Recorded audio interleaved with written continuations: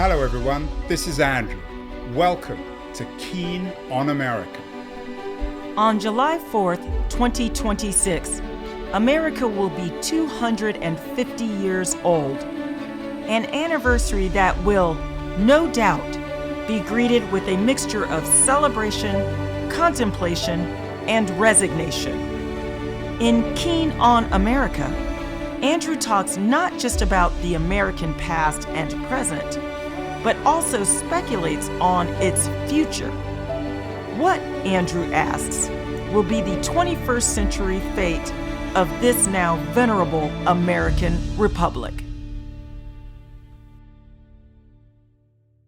Hello everybody, it's Monday, September the 15th, 2025. I often get pitches for books trying to define the H word, humanity, humans in our age of AI seems to be an obsession. And I'm always slightly skeptical because I'm not sure what the word means and I'm not sure whether it's a valuable word. My guest today, I'd be curious to think of what he thinks of the H word. He's a very distinguished scientist. He's a very popular scientist, as it happens in Russia. His book, One Hand Clapping, Unraveling the Mystery of the Human Mind, is coming out in early October. It's already a huge hit in Russia. Nikolay Kukushkin teaches at NYU. He's talking to us from his office in downtown New York. Nikolay, congratulations on the new book, although it's not so new. It's already come out in Russia. Is the H word any value? Should we be using it, particularly in our age of AI? What does human actually mean to you? Easy That is a great question to kick off with, Nikolay. I think it still makes sense to refer to us as humans. I think that historically we have oscillated between being too obsessed with being human and taking great pride in presiding over the rest of the world and being this divinely ordained species that is above everybody else. That's one extreme.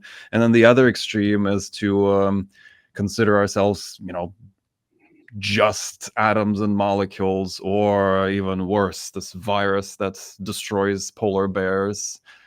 I think that there is a middle ground. I think that we can take pride in being the human species while recognizing that we are an inseparable part of nature, and you cannot pluck us out of there and compare us to the rest of the world as if we don't belong there. And that's really the essence of the book. So, Nikolay, tell me about this character, Nikolay Kukushkin. Who are you and why are you interesting? Well, I am a cell biologist turned neuroscientist. I grew up as someone who thought about molecules and cells, and later became interested in the human mind, which I think is the opposite of how people usually come to neuroscience. Usually you start with being interested in the human mind, and then you start thinking about how molecules and cells make that happen. So my perspective is different from most neuroscientists in that I don't start with intuitions that we humans have about ourselves and what we are and what our mind is, what our memory, what our consciousness is. I try to build those things up from the ground, from first principles, from interactions between non-living things. How do we get from rocks to our own internal subjective point of view? Yeah, and I'm not sure exactly what that means. You had an interesting post on X recently about, and I'm quoting you, pygmy seahorses living on venomous corals. Your favorite part is that the venom is made by bacteria. So much animal evolution is about access to bacterial superpowers. Sounds interesting, Nikolay, but how does that refer? How is that involved with consciousness? I mean, when it comes to bacteria, are you reducing us all to our bacterial origins, and how does that help us make sense of the current human mind? Well, that's a very narrow reading of what I'm trying to say about evolution. Evolution is this vast, never-ending story that encompasses ourselves as well as every other living thing on the planet. And my big point in the book and throughout everything that I do, my teaching, my research, is that if you want to understand something as complex as our own mental life, memory, consciousness, it's not enough to limit yourself with the confines of the human skull or even the human body. You have to look beyond. You have to see the context in which this body and this brain and this mind first appear. And to do that, you need to consider our story within the story of life on Earth in general. And bacteria are a part of that story as well. It's not necessarily directly relevant to our consciousness, but this particular example shows something that's really striking about evolution, that we think that evolution is omnipotent, that you can evolve any accessory to your body if there's only an evolutionary pressure that's set up in this way. But there's problems that animal bodies have not solved throughout evolution. This is one problem. There's poison against all the other animals. Another problem is digesting grass. It's really weird that animals can't digest grass, even though it's evolutionarily a really simple problem to solve. Instead, in those scenarios, animals form partnerships with bacteria that are much better at evolving because they're simple, because their generations happen so fast, and they solve their problems by evolving around them. So this really shows a difference between how we operate, I mean, in this case, animals, and how bacteria operate. And this change means a shift in focus from solving problems through evolution, like bacteria do, to solving problems by thinking, by learning, by memorizing. That's what we do. So in a sense, this distinction, why do animals use bacteria to poison others? Because animals are not as good as evolving. At evolving, they're much better at learning. And that's the difference between us and bacteria. So I think it does relate to consciousness too. Why are we then so good at evolving, Nikolay? We've done lots of shows on the brain, lots of other neuroscientists, people whose lives are spent studying the brain. I always ask the same question about when neuroscientists come on the show. I'm not sure if I make these up, but it doesn't seem to be entirely wrong that some people have observed that the brain is the most complex thing in the universe, or at least the most complex thing that people have found. Is the reason why we're so good at evolving the size of our brain? And is it a kind of chicken and egg situation? How did our brains get so big? Well, you just said two words, and implicitly you made those words equivalent, but I don't think they necessarily have to be equivalent. The two words are better and so complex. Yes, it is the most complex thing that there is, but I don't think necessarily that means that we are better at evolving. It's just one of the ways to be, and our way happens to be the most complex one. But bacteria choose the least complex way to be, and there's no authority that says that our way is somehow better than theirs. In the book, I use this example of jellyfish. Jellyfish have this unique feature. They have skin that bites. They have these stinging cells that are actually fantastically interesting and complicated structures.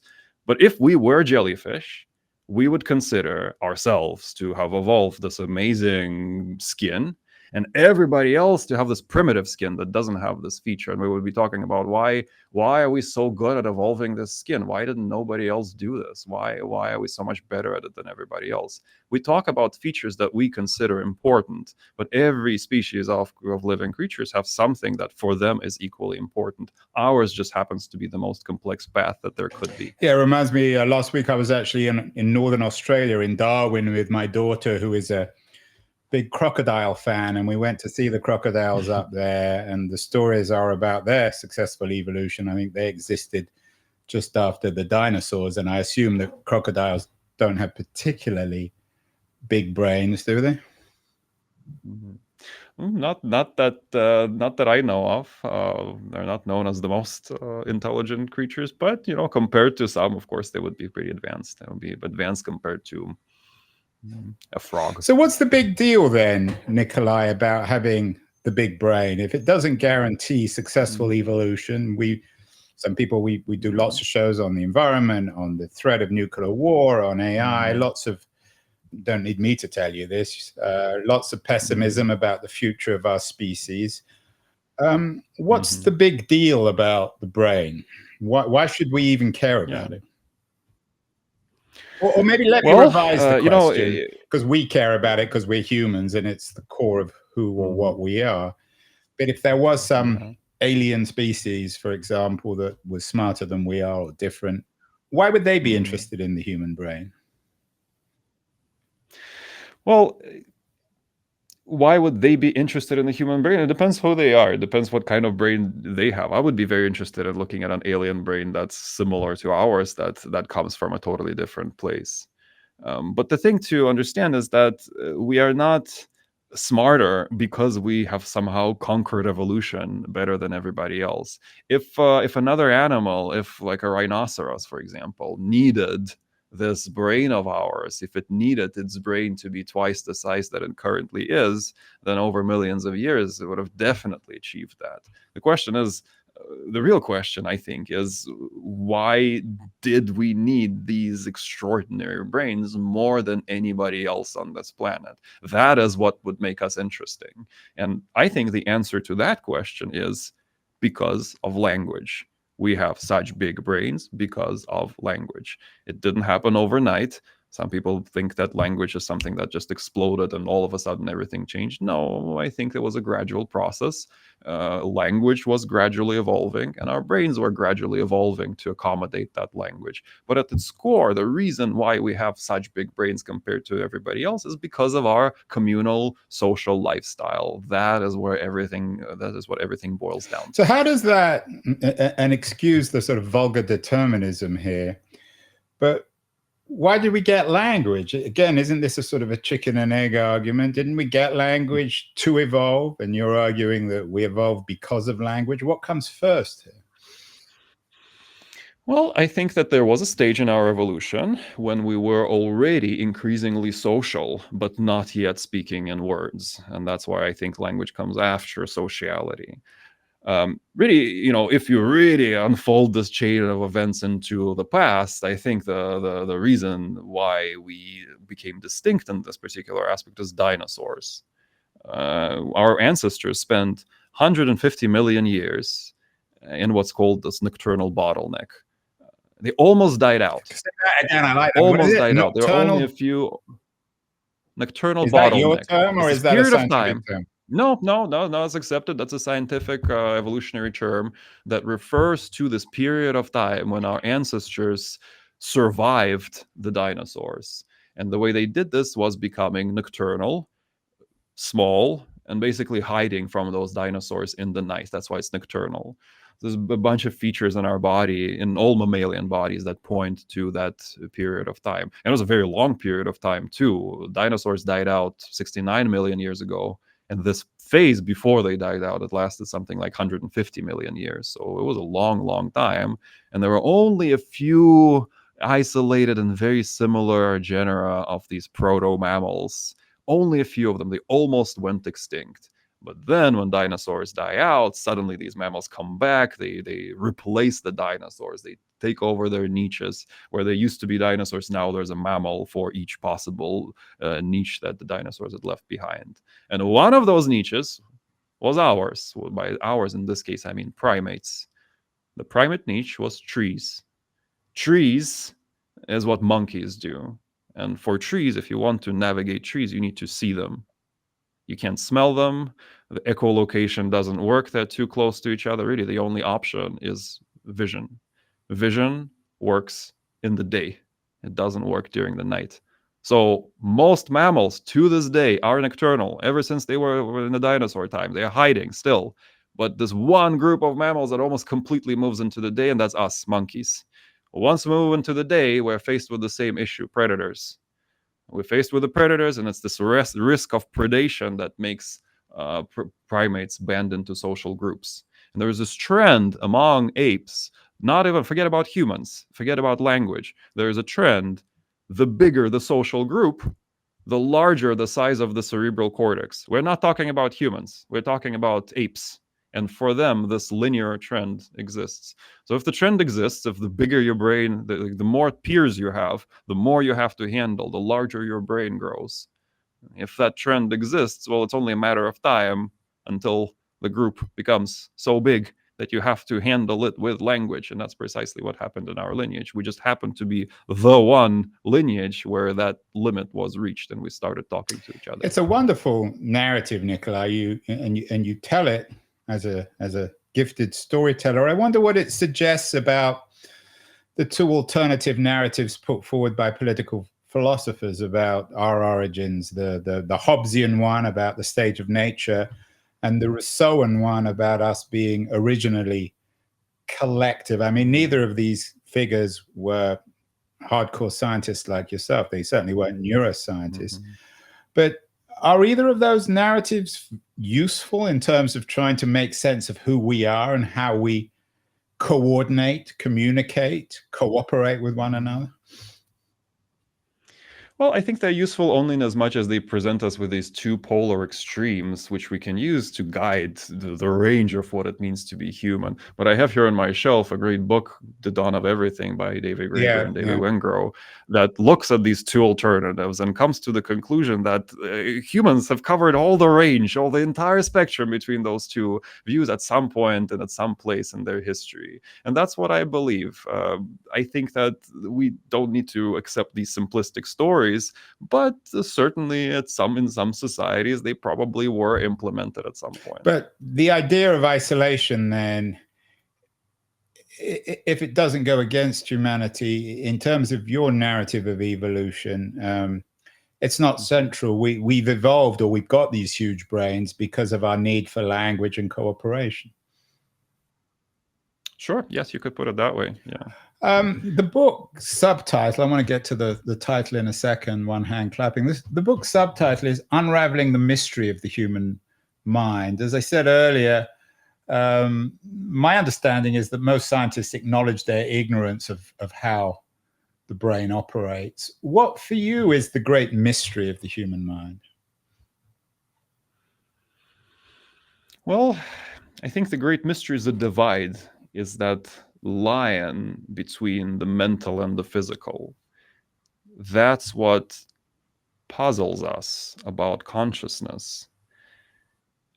We want there to be a line beyond which there's a mystery that is unexplained. And no matter what science says that the brain is or the body is, we want there to be more. And so we draw this line between the mental and the physical. And I think this line is imaginary. And I think it's the same line as we once, as a society, as a species, drew between humans and other species. This we already referred to this human exceptionalism. We no longer believe that. It's the same line that we once drew between living beings and non-living nature. This idea of vitalism, that there's some special vital force in living organisms that distinguishes them from non-life. So I think it's all the same thing. I think this dividing line that we try to draw between us and the rest of the world is the same thing, and we just happen to currently be at this one that divides our conscious mind from the rest of the world. But I think in all of those cases, what we're really getting at is this impression, this subjective sense that we have that there's something really special and magical and unexplained about our human subjective experience. But I think that just as we let go of those lines in the past, when we're talking about evolution and the origin of life, we will have to let go of this line between the mental and the physical and accept the mental process as part of the physical world.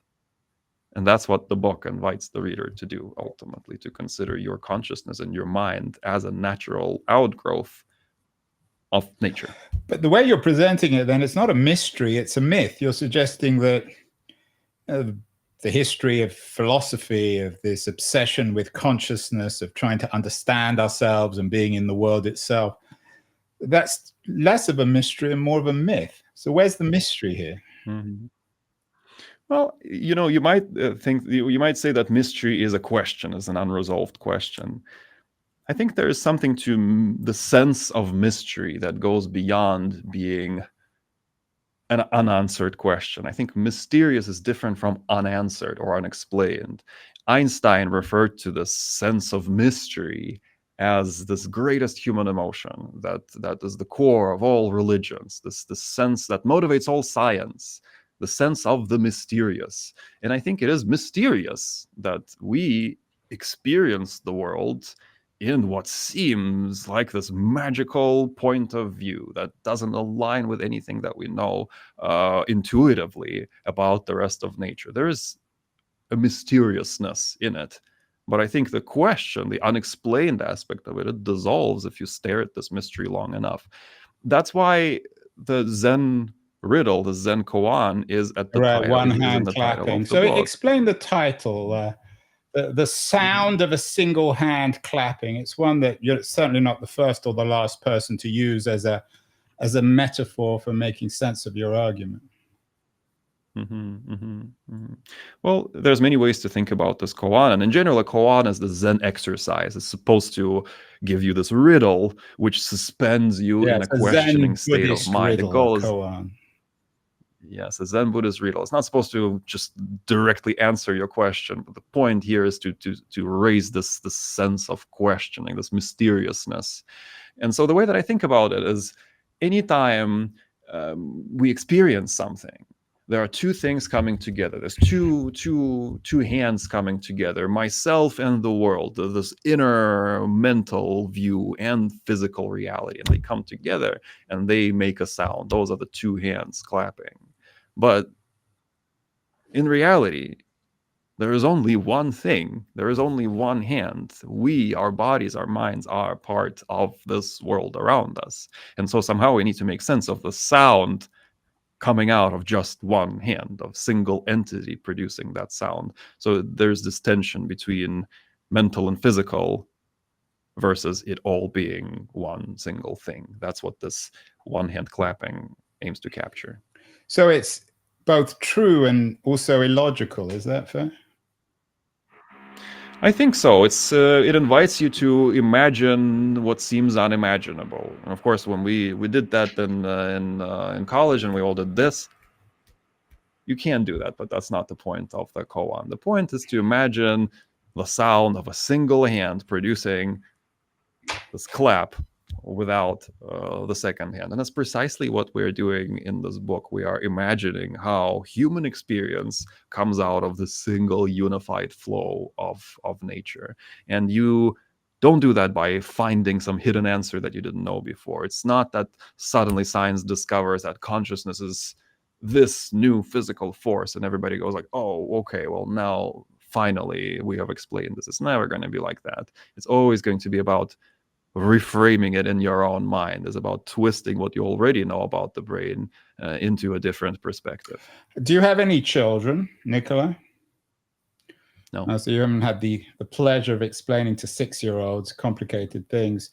How would you explain this, though? Imagine having, I'm sure you've come across some 6 and 7-year-olds. You teach at NYU, so I'm not going to make any jokes about NYU students. My son went there. How do you explain this to children? Well, I think every child has the sensation of being special. I think that's something that we are born with, even if we don't know how to explain this using words. I remember when I was little, at some point, I cut my my leg, and I had to get stitches, and it was very scary. It was the first time I was getting stitches. And to somehow to try to tune myself out of what I thought was going to be terrible pain, I was asking myself, what is this thing that experiences the pain? What is this thing that is looking out of my eyes? Why can't I just decide to not feel the pain? If this pain is something happening in my brain, then why do I care about that thing that is just happening in my brain? And what I'm trying to say is that there isn't anything else that is experiencing that thing that is happening in the brain. I am that process that is happening in the brain. So you're everything. It's an almost deist way of thinking about humanity, is it? That's one way to put it. I don't think that I think the distinction between the mind and not mind is a made up distinction. So what does this tell us about our age of consciousness, where we're obsessed with our identity, our specialness, or perhaps our lack of specialness? Live in New York, in our age of anxiety, where people both are greedy for a very profound sense of self, but also feel isolated, lonely. What are the practical? I know this is an abstract scientific book, a very ambitious book, but what are the practical conclusions for people who are struggling with their sense of self in the 2020s? Well, I think it is practical to feel the sense of belonging. It is a scientific fact that we humans need more than just the satisfaction of our body desires and food and water. We need to be fulfilled. We need to feel that we belong to something that is greater than us. We need to feel that our mortal lives are aligned with something immortal. And understanding how you fit within the flow of life on Earth gives you that. It gives you a sense of belonging to something phenomenal, so something transcendent, to something that will go on for much longer than your life. I feel like it fulfills the same practical function as religion does, except it is based on what we really know about the world. But I don't think that considering that as part of our life is impractical. I think we need it just as much as we need food or water. What else could it mean? Well, maybe it will give people a better control over their emotions, over their lives. If you understand, for example, where do your motivations come? Who installed those motivations in your brain? Why do you feel conflicted about what you want to do and what you think you should do? If you understand the source of these frustrations, these disagreements, these psychological issues, if you understand that they all have an origin that is greater than you, that goes back millions of years into the past, then I think you can look at them more philosophically. You can detach yourself from the hustle and bustle and have a more zen outlook on what is happening to you. So I guess it fulfills the purpose of both religion as an organizing force that gives you a sense of belonging, and it fulfills the purpose of meditation practice, of Buddhist awareness of the world, to bring out to look at yourself from a distant point of view. I think all of that can be done through science by simply putting it in a context and understanding the story. Yeah, maybe I should revise the question on the kids. Maybe in a way, this is an easier thing to explain to children than it is to grown-ups. What does it suggest about the traditional sort of liberal Lockean way of thinking about individuals, that we are tabula rasas and that our identities and personalities are a consequence of our earthly experience? Are you suggesting that's only a piece of the story? It is definitely only a piece of the story, even though a very important piece. We are certainly a product of our upbringing. We are also a product of the past 3 billion years of our evolution. You could call this heritage or legacy versus learning, but both are past experiences that are somehow accumulating inside of our body. It accumulates in the form of DNA that contains this wisdom accumulated over millions and billions of years.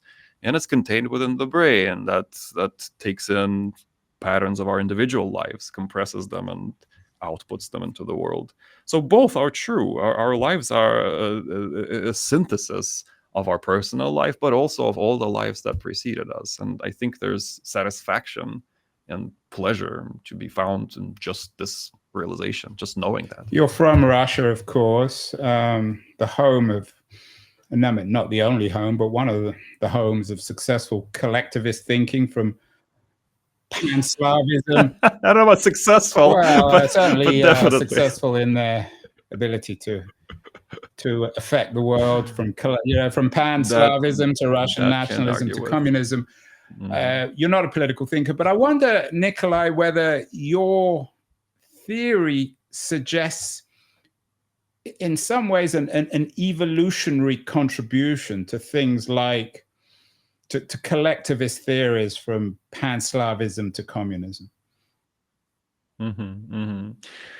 Well, there's a big question of which model of society is the weird one. Which one requires explanation? I always teach my students, when we talk about analytical thinking, about how to form scientific theories, I tell them that you can only explain things that stick out of the ordinary. If something is the ordinary, then you always will have a million explanations and none of them will be the explanation. You can only explain things that really stick out, that deviate from the norm. So the question is the collectivist thinking the norm, or is the individualist thinking the norm? As far as I understand it, the majority of societies throughout human history were collectivist, and only a select few, due to some specific events in history, became more individualist, more focused on achievement within an individual rather than clan-based achievement, family-based achievement. And so that maybe is what requires a special explanation. Maybe what you call the Russian model, the collectivist model. Yeah, and I That's say the it's one of the default. Maybe models. that is inherited. I don't want to Yeah. Mhm. Sure, fetishize sure, the sure. I Russians too understand. much. They get enough fetishization But from other people. that's What true. about the American model then? Is that Um, for you, in a weird way, and I use this word carefully, unnatural? mhm, mhm. Well, what is unnatural? Unnatural is a strange word. If it happens in nature, then it is natural. There's no such thing as unnatural. We really like to contrast what we do with nature as if we somehow don't belong to it. And just as there are different evolutionary scenarios that lead to different body plans, there are different cultural scenarios that lead to different societies. There is an argument to be made that this American model is derived from maybe a British Western European model, which itself has to do with Christianity, maybe Protestantism specifically. There are some philosophers that trace this model of society to religion, to dogma. I don't think that contradicts anything in the history of the world. I think that everything that happens for a reason, and that's what natural means. Yeah, but some routes are cul-de-sacs. So I take your point that if it Mhm. happens, it's not unnatural because it's happening. Mhm. But sometimes we turn down the wrong road, don't we? And so we go down a Mhm. cul-de-sac, and we realize there's Yeah. no way through, so we come back out in the same entrance. Is that Mhm. possible in terms of our obsession these days, particularly in the United States, with individualism? So you're asking me if whether American society is on its path to evolutionary To put decline. it politely, yes, or vulgarly. Maybe that could be the um, I'm subject of not your next prepared. book. It'll be I'm a not prepared bestseller. to make that. Yes, let's put it that way. The past few years have changed my mind on the arc of history bending towards justice. That's what I used to believe, and I no longer believe that, unfortunately. What does it bend towards now? I'm not ready to say.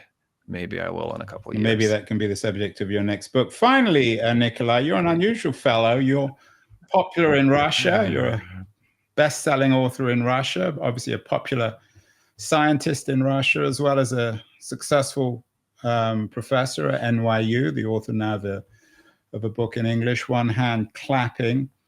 In all this evolutionary stuff, of course, there are uh, these arguments between humans that sometimes, in a bigger sense, don't make any sense. What do you make of I don't want to keep on going back to the US and Russia. The world seems increasingly disunited. People don't trust one another. People are stopping one another Mhm. coming to their own countries, whether it's Russia, America, Western Europe. Mhm. What positive message can we get out of one hand clapping about us getting on better together? We don't seem to be collectively getting on very well these days as a family, as a species.